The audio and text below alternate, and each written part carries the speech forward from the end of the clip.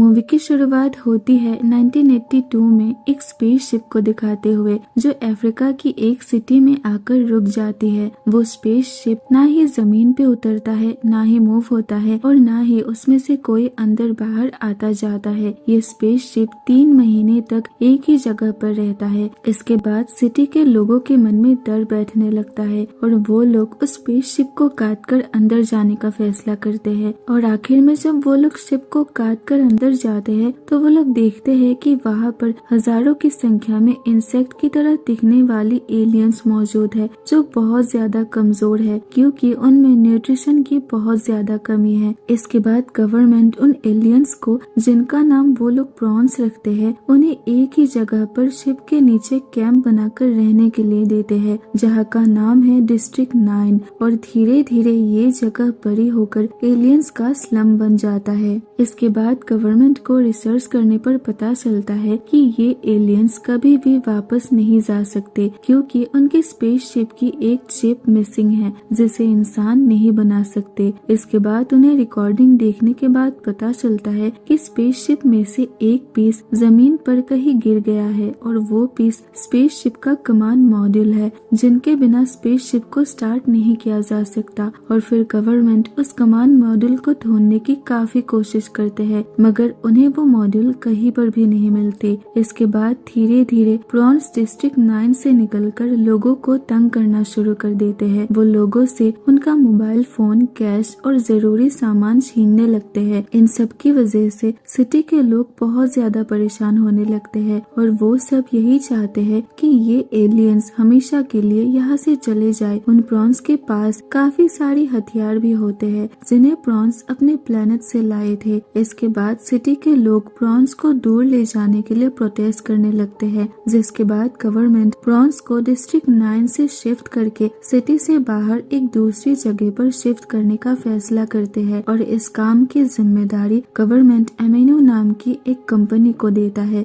और वो कंपनी ये काम विकस नाम की एक आदमी को सौंपता है। विकस डिस्ट्रिक्ट 9 के हर एक घर में जाकर उन्हें शिफ्टिंग के बारे में बताते हुए उनके सिग्नेचर्स मांगता है जिस पर काफी सारे प्रॉन्स वो जगह छोड़कर जाने से इनकार करते हैं मगर कुछ प्रॉन्स उन्हें सिग्नेचर्स दे देते हैं। वो प्रॉन्स लोगों से सामान चुराकर ओबेसांजो नाम की एक पैरालाइज्ड आदमी की गैंग को देते हैं जिसके बदले ओबेसांजो उन्हें उनके पसंद का खाना देता है। ओबेसांजो के पास प्रॉन्स का काफी सारा हथियार भी होता है और इधर दूसरी तरफ उसी तरह की और भी हथियार एमिन्यू के पास भी है जिनको उन्होंने प्रॉन से छीन लिया है मगर उन हथियारों को कोई भी इंसान नहीं चला सकता, उन्हें सिर्फ प्रॉन्स ही चला सकता है। एमिन्यू जो दुनिया की सबसे पावरफुल हथियार बनाने वाली कंपनी है वो इसलिए गवर्नमेंट का साथ दे रही है क्योंकि वो उन हथियारों को चलाना चाहता है। इधर विकस को डिस्ट्रिक्ट 9 में प्रॉन्स के घरों के अंदर बहुत सारी चीजें देखने को मिलती है जैसे उसे वहाँ पर काफी सारी हथियार मिलती है और टेलीविजन और कंप्यूटर के पार्ट्स भी मिलती है। वो सब देखकर उसे समझ नहीं आता कि आखिर एलियंस इन सब से करते क्या है। इसके बाद ही हम 3 प्रॉन्स को देखते हैं जिनमें से एक का नाम क्रिस्टोफर और उसका बेटा सीजे और दूसरे का नाम पॉल होता है। क्रिस्टोफर इलेक्ट्रॉनिक्स की कार्बिस में से कुछ ढूंढने लगता है। इसके बाद क्रिस्टोफर का बेटा सीजे उसे कुछ दिखाता है जिसे देखकर क्रिस्टोफर बहुत खुश हो जाता है। इसके बाद वो तीनों अंदर जाते हैं जहाँ पर उन्होंने एक लैब बनाकर रखा है और फिर वो लोग वहाँ पर कुछ एक्सपेरिमेंट करते हैं जिसके बाद आखिर में वो लोग एक ब्लैक लिक्विड की बोतल तैयार करते हैं। इस लिक्विड को बनाने में क्रिस्टोफर को 20 साल का समय लगा और उसी वक्त वहाँ पर एमिन्यू की टीम पहुँच जाती है उन्हें वहाँ से शिफ्ट करने के लिए। इसके बाद पॉल लैब से बाहर आता है और विकस की टीम उसके साथ बात करते हैं मगर तभी उनकी बातें झगड़े में बदल जाती है और एक एमिन्यू मेंबर पॉल को मार देता है। इसके बाद विकस उसी लैब के अंदर जाता है जहाँ पर वो ब्लैक लिक्विड बन रहा था। विकस उस जगह की इन्वेस्टिगेशन करने लगता है जिसके बाद अचानक उसके हाथ वो ब्लैक लिक्विड लग जाती है और वो गलती से उस बोतल को प्रेस कर देता है जिसके बाद वो लिक्विड उसके फेस पर लग जाती है। तभी विकस को बहुत खांसी होने लगती है और फिर जब वो ऑफिस जाता है तब उसकी एक उंगली का नाखून निकल जाता है जिसे देखकर वो बहुत घबरा जाता है और भागते हुए वॉशरूम जाता है। है और वहाँ उसका एक और नाखून निकल जाता है। उसे कुछ भी समझ नहीं आता कि आखिर ये सब उसके साथ हो क्या रहा है। इसके बाद जब विकस ऑफिस से अपने घर पहुँचता है तो वो देखता है कि घर में उसकी वाइफ ने उसके लिए एक सरप्राइज पार्टी रखी है, मगर तभी विकस की तबीयत बहुत खराब होती है और वो वहीं पर बेहोश होकर गिर जाता है। इसके बाद विकस हॉस्पिटल में होता है और हम देखते हैं कि उसका एक हाथ पूरी तरह से बदल गया है और उसका हाथ पूरी तरह से एक प्रॉन की हाथों की तरह बन जाता है। ये देखकर विकस बहुत डर जाता है। इसके बाद विकस को बांधकर एमिन्यू के लैब में ले जाया जाता है। इस लैब में काफी सारे प्रॉन्स की डेड बॉडी होती है जिन्हें मारकर एक्सपेरिमेंट करने के लिए रखा हुआ है, क्योंकि वो किसी भी हालत में एलियंस की हथियारों का इस्तेमाल करना चाहते हैं, क्योंकि वो हथियार बहुत ज्यादा पावरफुल है। इसके बाद वो लोग विकस की हेल्प लेकर उसके प्रॉन वाले हाथ का यूज करके एक हथियार को चलाते हैं और तभी अचानक वो हथियार 2 गुना तेजी से चलने लगता है, जिसे देखकर एमिन्यू की पूरी टीम बहुत हैरान हो जाती है और साथ ही खुश भी होते हैं। फिर एमिन्यू की टीम ये डिसाइड करते हैं कि वो विकस की बॉडी पार्ट्स को काट कर उन पर एक्सपेरिमेंट करेंगे। विकस ये सारी चीजें अपने कानों से सुन रहा होता है और जैसे ही डॉक्टर विकस को काटने के लिए उसके करीब जाने लगता है तभी विकस उनके ऊपर अटैक करके अपनी जान बचाकर वहाँ से भाग जाता है। इसके बाद विकस की फोटो न्यूज में आती है और कहा जाता है कि विकस को एक खतरनाक बीमारी है जो उसके एक फीमेल प्रॉन के साथ रिलेशन बनाने की वजह से हुआ है और ये बीमारी फैलती है। इसीलिए विकस को देखते ही उन्हें उसके बारे में इंफॉर्मेशन देने के लिए कहा जाता है। इसके बाद विकस हर जगह छुपने की कोशिश करता है, मगर जहाँ भी वो जाता है वहीं पर लोग उसे पहचान लेते हैं और आखिर में वो खुद को बचाते हुए डिस्ट्रिक्ट 9 में पहुँच जाता है। वहाँ पर वो प्रॉन्स के घर में रहता है और फिर वो अपनी वाइफ को फोन करता है और वो उससे कहता है कि ये सब उसके साथ कब और कैसे हुआ उसे कुछ भी नहीं पता। तब उसकी वाइफ उससे कहती है कि वो उसके साथ बात नहीं करना चाहती है और ना ही वो कभी उससे मिलना चाहती है, क्योंकि विकस ने उसे धोखा दिया है।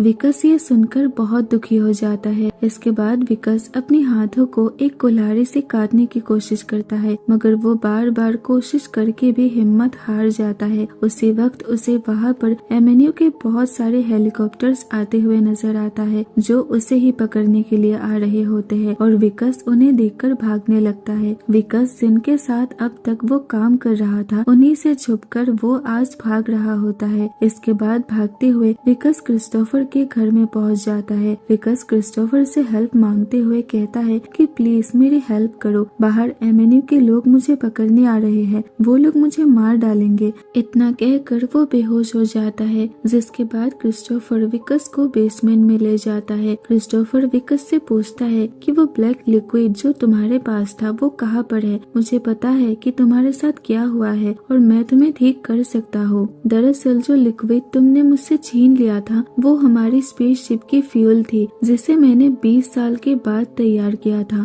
और ये जगह जहाँ पर हम अभी खड़े हैं वो असल में हमारे स्पेसशिप की कमांड मॉड्यूल है, जिसको उसी लिक्विड की हेल्प से स्टार्ट करके हम ऊपर मौजूद मदरशिप में जाकर हम अपनी दुनिया में वापस जा सकते हैं। तभी विकस बताता है कि वो बोतल मेरे पास नहीं है, वो बोतल एमिन्यू के अंडरग्राउंड लैब में रखी है। तभी क्रिस्टोफर कहता है कि अगर वो बोतल हमें मिल जाए तो मैं तुम्हें ठीक कर सकता हूँ, जिसे सुनकर विकस एमिन्यू में जाकर उस बोतल को चुराने का फैसला करता है। लेकिन वहाँ पर बिना हथियार के जाना खतरे से खाली नहीं है, इसलिए विकस ओबेसांजो से हथियार लेने जाता है, मगर तभी ओबेसांजो उसे पहचान लेता है और वो अपने गैंग मेंबर्स को विकस के प्रॉन वाले हाथ को काटने का ऑर्डर देता है, जिसे वो खाने वाला है, क्योंकि उसे लगता है कि विकस का हाथ खाने से उसमें प्रॉन की एबिलिटीज आ जाएगी, जिसकी मदद से वो उनकी सारी हथियारों का इस्तेमाल कर सकता है। मगर तभी विकस के हाथ प्रॉन्स की हथियार लग जाती है और वो सभी के ऊपर वो हथियार चला देता है, जिससे सभी लोग हैरान हो जाते हैं और फिर वो किसी तरह अपनी जान बचाकर क्रिस्टोफर के साथ एमिन्यू के अंडरग्राउंड लैब में पहुंच जाता है। वहाँ क्रिस्टोफर देखता है कि वहाँ पर इंसानों ने कई सारे प्रॉन्स को मारकर उन्हें एक्सपेरिमेंट के लिए रखा है, जिसे देखकर उसे बहुत दुख होता है। इसके बाद वो दोनों किसी तरह उस ब्लैक लिक्विड की बोतल को ढूंढकर उसे लेते हुए वहाँ से निकल जाते हैं, मगर इसके बाद भी एमिन्यू की पूरी टीम उन्हें पकड़ने के लिए उनका पीछा करता है। इसके बाद विकस क्रिस्टोफर के साथ उसके लैब में पहुंच जाता है, जहां पहुंचने के बाद विकस क्रिस्टोफर से पूछता है कि इस लिक्विड के डालने के बाद जब हम मदरशिप के साथ कनेक्ट हो जाएंगे तो उसके बाद मेरा हाथ ठीक होने में कितना वक्त लगेगा। तब क्रिस्टोफर जवाब देता है 3 साल। ये सुनकर विकस शॉक हो जाता है, क्योंकि 3 साल वो इस हालत में बिल्कुल नहीं रहना चाहता। फिर क्रिस्टोफर कहता है कि मैं तुम्हारा हाथ ठीक कर दूंगा, पर उससे पहले मुझे अपने लोगों को बचाना होगा। तब विकस कहता है कि तुमने मुझसे वादा किया था कि तुम मेरा हाथ ठीक करके अपने प्लेनेट पर वापस जाओगे। तब क्रिस्टोफर कहता है कि मैं अपने लोगों को साइंस एक्सपेरिमेंट का हिस्सा नहीं बनने दूंगा, क्योंकि क्रिस्टोफर ने जब ये देखा कि एमिन्यू के लैब में प्रॉन्स को पकड़ के उन्हें मार के चीर फाड़ कर उन्हें तकलीफ दिया जा रहा है, तो ये सब देखकर क्रिस्टोफर को बहुत ज्यादा बुरा लगता है। इसलिए अब उसने ठान लिया है कि वो अपने लोगों को यहाँ से रेस्क्यू करने के बाद ही वो विकस को ठीक करेगा। तब विकस कहता है कि 3 सालों तक मैं इस तरह से कैसे रहूंगा। तब क्रिस्टोफर कहता है कि मैं वादा करता हूँ कि मैं तुम्हें वापस आकर जरूर ठीक कर दूंगा। मगर अब विकस को बहुत गुस्सा आता है और वो गुस्से में एक डंडे से क्रिस्टोफर के सर पे मारता है, जिससे क्रिस्टोफर बेहोश हो जाता है। फिर विकस बोतल को लेकर नीचे बेसमेंट में चला जाता है। वहाँ पर क्रिस्टोफर का बेटा सीजे भी मौजूद होता है। विकस वो बोतल सीजे को देता है, जिसके बाद सीजे कमांड मॉड्यूल में वो फ्यूल भर देता है। इसके बाद विकस कमांड मॉड्यूल के चेयर पर बैठ जाता है और फिर कमांड मॉड्यूल स्टार्ट होती है और वहाँ की पूरी जमीन हिलने लगती है और कुछ ही पलों में कमांड मॉड्यूल जमीन को फाड़कर ऊपर हवा में उड़ने लगती है। मगर इससे पहले कि वो मदरशिप तक पहुंचता, एमिन्यू के लोग उस पर मिसाइल से अटैक कर देते हैं और उनमें से एक मिसाइल कमांड मॉड्यूल में लग जाती है, जिससे उसका बैलेंस बिगड़ जाता है और वो जमीन में गिर जाती है। उसके बाद एमिन्यू के लोग कमांड मॉड्यूल के अंदर से विकस और क्रिस्टोफर को पकड़ लेता है, मगर सीजे वहीं पर छुपा होता है। कोई भी उसे देख नहीं पाता है। जब एमिन्यू के लोग उन दोनों को गाड़ी में बिठाते हैं, तभी वहाँ पर ओबेसांजो और उसके गैंग के मेंबर्स आ जाते हैं और वो एमिन्यू के लोगों को मारकर विकस को अपने साथ लेकर जाते हैं। ओबेसांजो कहता है कि मैं अब तुम्हें मारकर तुम्हारा मीट खाऊंगा, ताकि मुझमें प्रॉन्स की सारी पावर्स आ जाए और उसके बाद मैं बहुत पावरफुल बन जाऊंगा। इसके बाद वो लोग विकस के हाथ को काटने ही वाले होते हैं कि तभी वहाँ पर एक रोबोट, जिसको ओबेसांजो ने प्रॉन से छीन लिया था,